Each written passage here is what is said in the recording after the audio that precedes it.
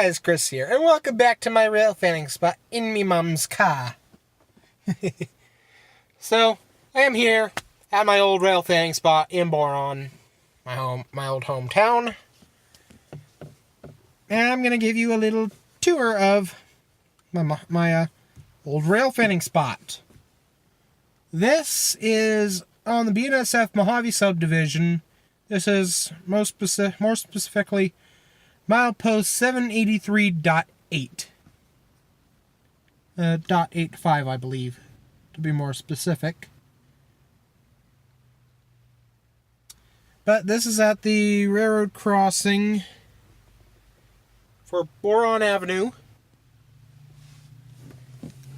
It's the only railroad crossing for Boron Avenue, because this is the only rail line that goes through here. This is at a siding. This is Boron siding, which extends about 1.5 miles, I believe. Either that or 2 miles. Actually, I happen to have a little cheat sheet with me. Ah. Okay, let me put you... nope, that won't work. Okay. So I'm going to have to hold my phone as I consult the timetable books. This is a BNSF timetable cover that was given to me by a friend. Wait a minute. Oh, that's starting to tear. The vinyl is starting to tear. You go to page number 44, which is BNSF Mojave Sub. There we go. So, Boron siding milepost 784, which is the Boron sign, the sign for the town. The old location of the station of Boron, which was a little 12-foot by 12-foot depot. Really tiny. It still stands to this day, but at a new location, which is actually at the museum right behind me. So, Boron siding is 8,052 feet long from signal to signal. Miles from Bakersfield, 101.8 miles from Bakersfield.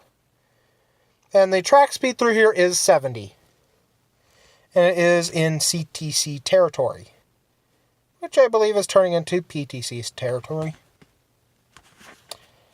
So, yeah, there are no passenger trains that go through here. There haven't been passenger trains going through here since a long time ago. Steam era, I believe, was the last time a passenger train actually stopped here in Boron. About 2 years ago, during the Blue Cut fire on Cajon Pass, both trains for the Southwest Chief were diverted through here. They cut across from Barstow all the way over to Mojave, which is about the halfway point on the subdivision, where they went and took UP all the way to LA. So, yeah. That was about 2 years ago for about 3 or 4 days. Yeah. Actually, believe it or not, the Veterans Unit actually came through here for that. On one of those days. I might have a video of it somewhere on my laptop at home. But, I'm going to give you guys a little tour of my old railfanning spot. So, here we are, the forward view of my railfanning spot here. And there's the crossing right there. That is milepost 783.85 signal box, relay box. Pretty big for this size crossing. I would say to build this crossing brand new, maybe $500,000. That's what a small little 2-lane crossing would cost to build.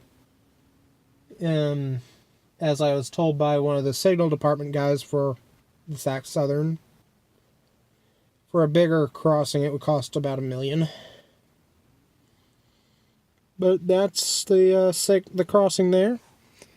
Way off in the distance, you could barely see them. Let me zoom in here. It is way down there. About at the center of the screen there is the east signal. 2 tracks here. Sighting closest to me. And then the main line out that way more. And then way down there is the westbound signal. And right here there is, in fact, for a young lady that passed away here. She was run over by a train back in 2006.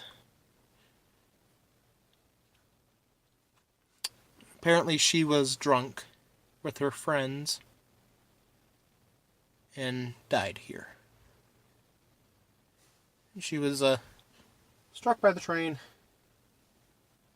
I vaguely remember what was going on.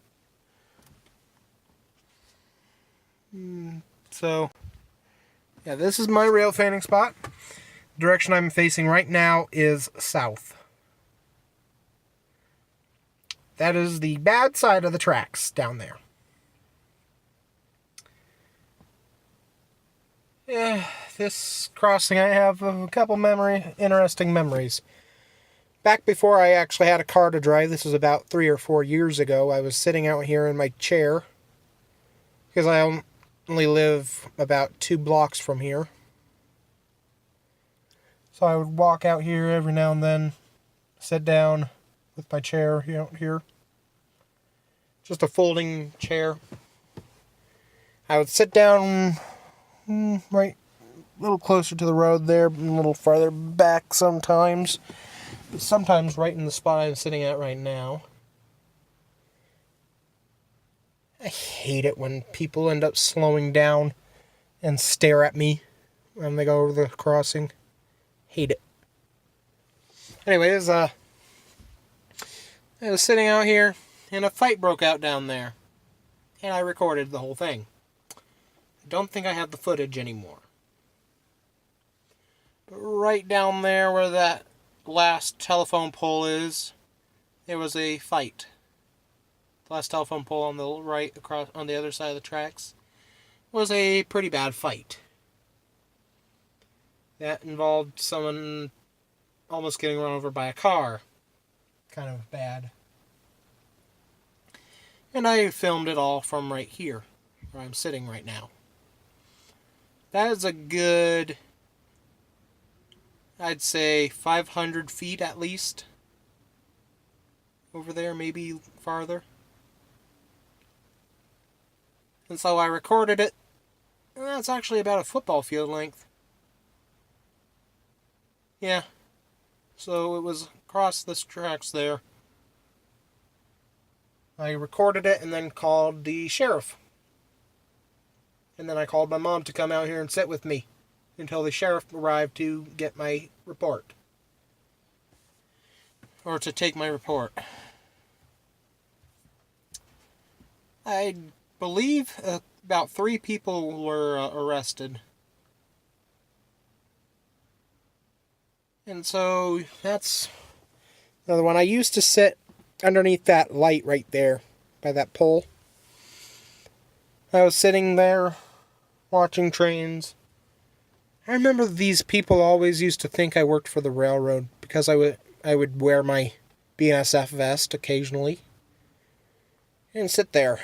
Other times I would be sitting there not even wearing my vest and people would think I work for the railroad, but I didn't. And so, on one day I had my binoculars with me. Oh, kitty cat. Where's your kitty? Kitty! Anyways, man, these people, I don't even know who they are. They seemed kind of like a bad influence to a lot of people. And one of them asked me, "Hey, can I look through your binoculars?" And I'm like, no. And so I told them, "No, you cannot." And they kept walking. And then at that point, I ended up going home because I didn't know what was going to happen.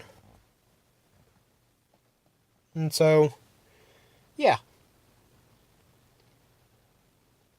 Another time, there's a train coming. Another time I was down at my other rail fanning spot down there at the signal down there. And a train went by. They were actually coming into the siding. And they called the dispatcher. I believe it was dispatch 54. Either it was 54 or 14. Star 54, yeah. Dispatcher 54 they called. I think. Anyways, they called the dispatcher and told them, there's this guy sitting out here at the tracks. And they described my car, and I'm like, really? And they came in. About an hour later, I came over to this spot. And 3 sheriffs pull up. Okay, I'm going to be right back and continue this later after the train goes by. Actually, you know what? No. I'm not going to stop recording. Here comes the train. Actually, I will stop. Okay, so train is now passed. Anyways, back to what I was saying. What was I saying? Oh, yeah. An hour after I heard them call the dispatcher on me, I moved over to this location. And another hour goes by. And 3 cop cars pull up. 3. It's like, what is going on? Why are there 3 of you showing up? Oh, wow, it's dark in here now. Jeez. So anyways, oh, that's where my camera is, okay. I'm going to turn on my light in here. So anyways, they talked to me, wondering what I'm doing out here. I said I'm watching trains. Meanwhile, the train that called me in is still in the siding, right in front of me. I mean, the tail end of the locomotive was like, or the tail end of the train was about 200 or 300 feet down west from me. And so they were like, oh, okay. They took my license and actually just my license. And they ran me and then gave it back and said, you're good to go. And they sat there for a few minutes just talking to each other and then they left. So yeah, there's been some interesting things that I've done here at this crossing. Or not really that I've done, but I've seen and has happened at this crossing.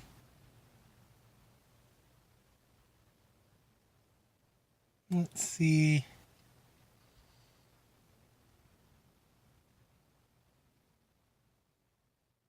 Don't know much else. And my old rail fanning, or my other rail fanning spot down that way. Focus on me. Couple of times I've been talked to by people, just random people. I was sitting there and BNSF maintenance away employee came up in his high rail on the road, on the dirt road that parallels the track. He was like, you okay? Are you broke down out here? I'm like, no, I'm just sitting out here watching trains. And he was like, understandable.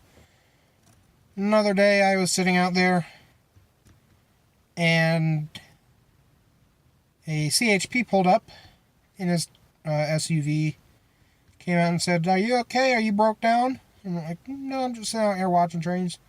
Oh, okay. He asked me for my license just to make sure I have a license and stuff, and he just looked at it and like, okay, yeah, you have a good day. Enjoy watching your trains, buddy. And then he left, and man, another time I was sitting out there, one of my classmates, I think I posted the video before, but he came rushing up the dirt road and was like, "What are you doing out here?" I'm like, "Watching trains." "Really?" And then he'd like, "Yeah, that's what I do." And then he left. Pulled away pretty quickly, too. I think I posted the video of it. About an hour later, he comes out and be like, "It's been a fucking hour!" He was like, and I'm like, "Yeah, so?" And, like, "Do you have anything to drink?" I'm like, "Yeah, I have plenty of water and I have cookies." I'm like, and they're like, Then he left. Came back another time just to drive by me. Just drove past, like, full speed, kicking up dirt. It was hilarious. No, the signals are on. Okay, so, yeah. I think I posted that video before on my channel. Anyways. Yeah. This is my old railfanning spot. The original spot I used to watch trains at. In fact, I took my first picture of a train right here. Well, first official picture of a train I really ever took. It was right here at this spot. In fact, I may include a picture of that picture right now.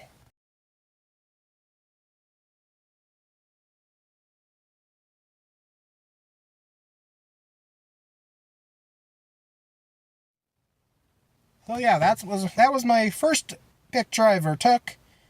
If I remember to actually put it up. If not, you're just going to see the video skip ahead. So yeah. This is it. This is my old railfanning spot. Museum is right back there behind me. And Aerospace Museum down there further. So. Ooh, I want that light there. Light. Okay. Oh! Signal down there is now on, and it is approach medium, which is the flashing yellow. The other end is dark. Oh, now it's green. Which the color really looks blue. Kind of a greenish blue, but it's green. It's like an aqua blue. Do I want to go down there and show you the color of the signal? Nah. It's getting dark. I think I'm going to watch one more train go by, and then I'm going to go home. Do laundry and dishes. So that when my mom comes home tomorrow, if she comes home tomorrow, the house won't be a pigsty. I hope my mom comes out of the hospital tomorrow. See a different video for that. For information on that. Depends on which video I upload first. This one or that one.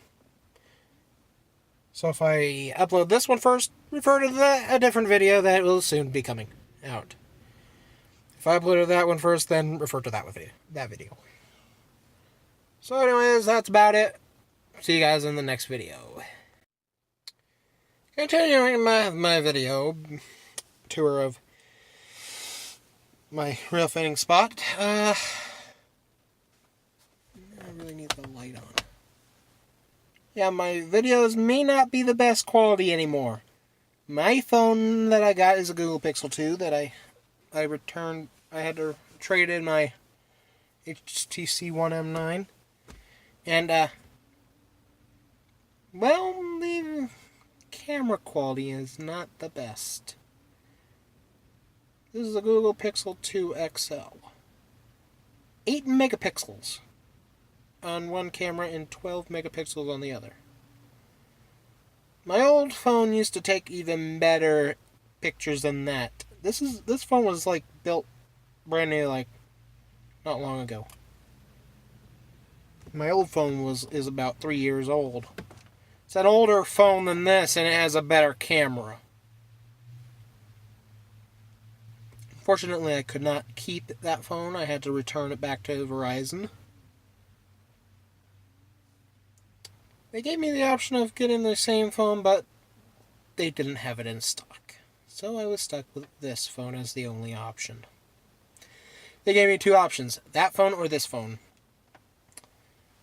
Pretty much. Actually, it was that option. Either you can have the same phone or you can have this new phone. I had no choice but to choose this phone. I love it, but I hate it. I love it because it's a good phone. I hate it because the camera is bad quality. I like it because the battery lasts a lot longer. I mean, jeez, it lasts so much longer.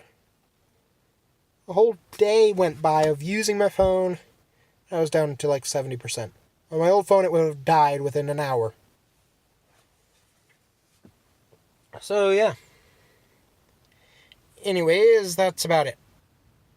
At night, the picture will be kind of grainy, but during the day, it should be better. I hope. Anyways, guys, see you guys in the next video.